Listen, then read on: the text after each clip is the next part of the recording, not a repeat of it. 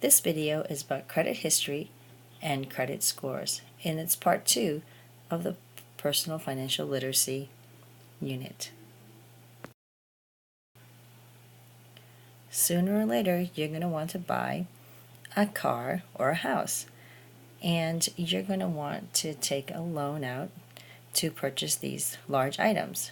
And the bank who's going to loan you money will want to know what kind of credit history you have, so you want to learn how to protect your credit or how to build one. So you need to know that as soon as you start making money and you have a credit card or you start paying bills, people are building credit reports about you. So a credit report are compiled or put together by agencies to help lenders decide whether or not to loan money to consumers. That'd be the people who buy things. And a credit report includes a person's credit history, as well as a personal information, employment, background, and income. So how do you start a credit history? Well, establishing your credit history starts with getting a small loan or just buying things on credit. And as you do this, agencies are building your credit history. And your credit history is going to include, again, information about how well you manage your money and how you pay your bills. So again, to begin a positive credit history, you have to get a loan or use a credit card. And then you have to make regular payments to repay your debt. So using a debit card doesn't actually build your credit because you're not making a payment. Banks and other lenders use this information to decide whether they should loan you money for large purchases. And then landlords use the credit history to decide whether or not to rent an apartment or a house to you. This is an example of the range of credit scores. So if you look on the spectrum here on the gauge from 300 to 560, it's very bad. If you don't pay your bills on time and you don't pay back loans or you've lost your job, that all turns out to make your credit very bad. And then from 560 to 650, that's still considered bad. And then it gets better from 650 to 700, it's considered fair. And then from 700 and 750, that's good, and that's where you want to be, 700 to 750. And then from 750 to 850, that's an excellent credit score. So you'll have to remember that this range here between 700 and 750 represents a good credit score, and everything below that is going to be considered not so good. So let's look at a scenario.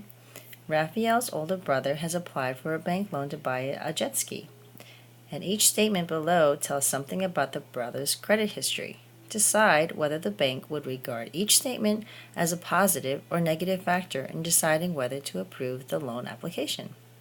So let's pretend that you're the loan officer. If you find out that Raphael pays his credit card balance monthly and on time, would you consider that a positive effect on his credit score?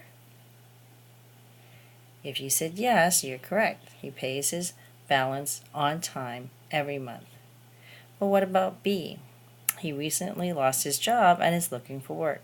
Does that affect the credit score positively or negatively? If you said it's negative because he lost his job, then you're correct. C says he's currently repaying student loans and a loan to start a business.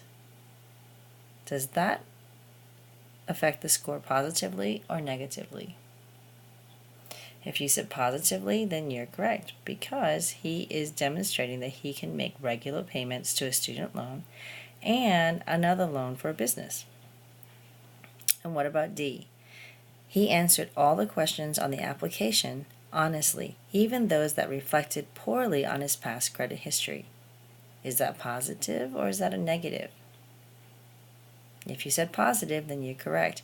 Even if you've had poor past credit history, when you're asked about it on your credit report or your loan application, you need to answer honestly. Now let's look at credit histories for Dina and Ariel. Both of their profiles are given below. One received a credit score of 760, and that was considered very good. The other is receiving a credit score of 590, which is considered poor credit by many of the lenders. So let's match the person to their credit score. Here's Deanna, or Dina. She makes a monthly income of $3,200. That's pretty high. She spent about 8 months on her job. She has debt, so she's making payments, $350 on the car loan and $180 on a credit card, and she pays $300 on a student loan. She's had 3 late payments on a credit card. So what score would Dina get? And now let's look at Ariel. She has a monthly income of $2,250. That's less than Dina. She spent 4 years at her present job. Her monthly debt payments are $45 on her credit card, and her late payments are $0. So who do you think has a better credit score? If you said Ariel, then you're correct. Ariel would have the score of 760, and that's because she's been at her job for 4 years, and she has a monthly credit card bill of $45, so she's making payments, and she's had no late payments. Compared to Dina, she would get the 590 because even though she makes more money, she spent less time on her job. She has several loans, so that's actually pretty good, but she's made 3 late payments.